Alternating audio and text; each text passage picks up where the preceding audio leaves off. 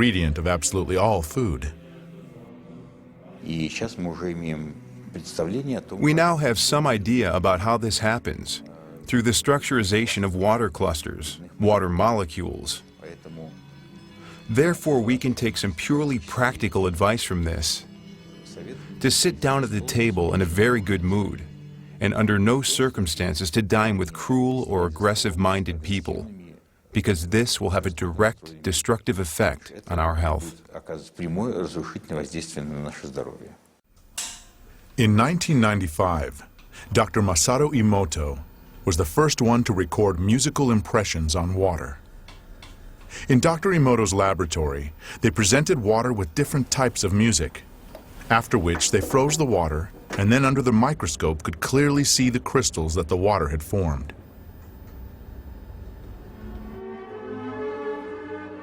Here is what the music of Bach looks like.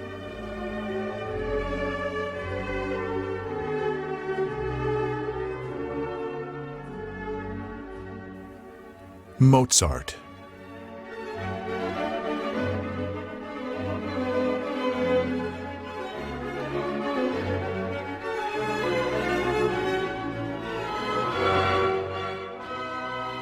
Beethoven.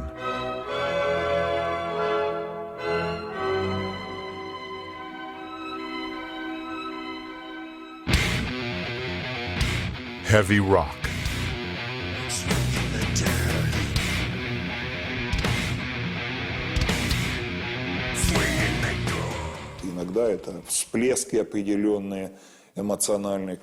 Sometimes it's just certain eruptions, emotional ones, which cause such absolutely negative results. I can't recall a case in which such a negative spewing out of emotions as this happened at a classical music concert.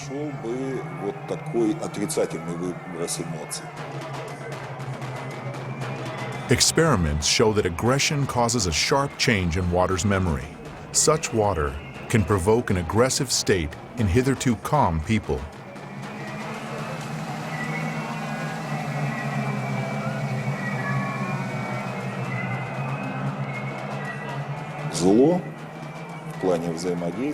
Strange as it might seem, evil interacts more easily and simply. Apparently, this has to do with the sensitivities of human beings who always feel negative things more acutely.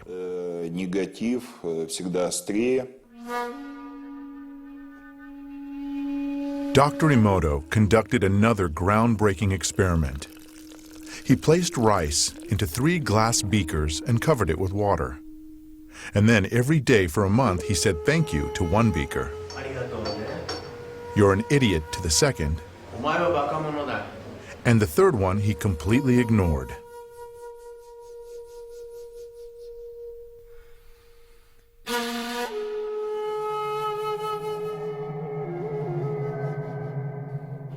After 1 month, the rice that had been thanked began to ferment, giving off a strong, pleasant aroma.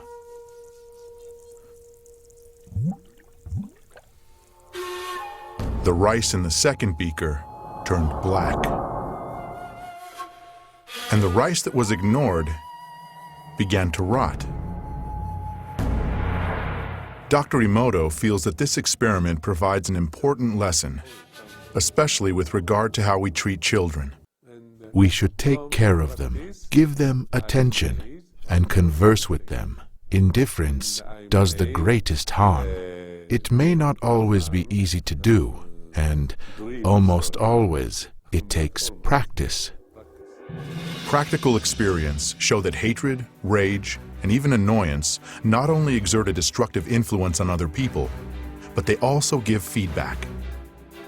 Das beginnt geistig in Gedanken, wenn man negative Gedanken aussendet. Intellectually, at the level of thoughts, a person who sends negative thoughts is polluting his own water, of which his body is 75 to 90% composed, and giving it a negative charge. Dieses Wasser negativ belasten. Many laboratories around the world have repeatedly carried out an experiment that produces similar results. Water from a single container was divided into 2 portions. One part was subjected to an outside influence that changed the structure and properties of that water. The water in the second flask acquired the same structure and the same properties after a certain period of time. Even if the two portions of water were a significant distance removed from each other.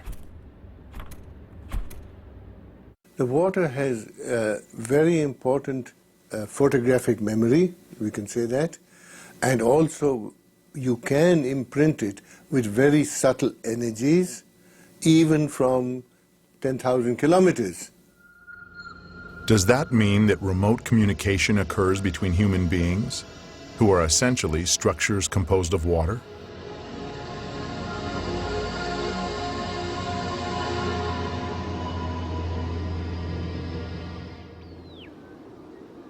In February 2005, Professor Vyacheslav Zvonikov and a group of colleagues conducted an experiment to confirm or disconfirm the hypothesis that remote communication between people is possible. Two people are 10,000 miles apart. One is in Moscow, the other in South America near the city of Santa Elena. Here we have the virtual brain of the experiment's participants. During the 15 minutes before the experiment begins, there are no visible correlations. The least change in posture, pulse, or respiratory frequency is recorded. EKGs and EEGs are taken. Suddenly, the instruments register distinct changes. The two people separated by this enormous distance have somehow tuned themselves to the same wave. The instruments show synchronization of certain areas of their brains, of breathing patterns and pulses. How can this be explained? We don't yet have any answers to that question. So far, this is a scientific mystery. There is a hypothesis that the body's liquids play a part in this.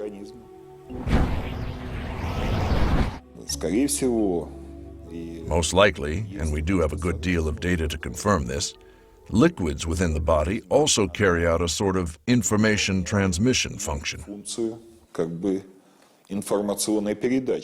So therefore our actions every day is very important. And our actions are related to nature, to the whole cosmos. So what one does doesn't just affect themselves, it affects other people and it affects the whole universe. We studied water during solar eclipses and when Comet Schumacher-Levy was passing, in those periods of time. And it turned out that a tissue culture in water, when a solar eclipse is in the offing a week ahead of time before the eclipse, when everything is still far ahead, it already begins to fade. The water showed a direct connection to the event.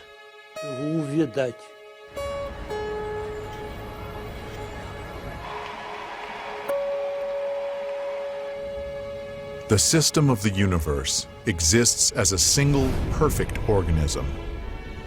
All of its parts, including us and our Earth, are inseparably bound together by huge streams of information.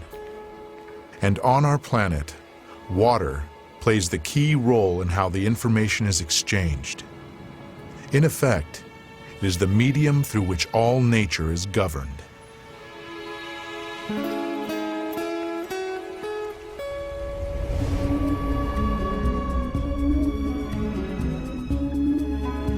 The Chinese chronicles tell about the Taoist hermit Shang Xun, who is known to have met repeatedly with Genghis Khan for lengthy conversations.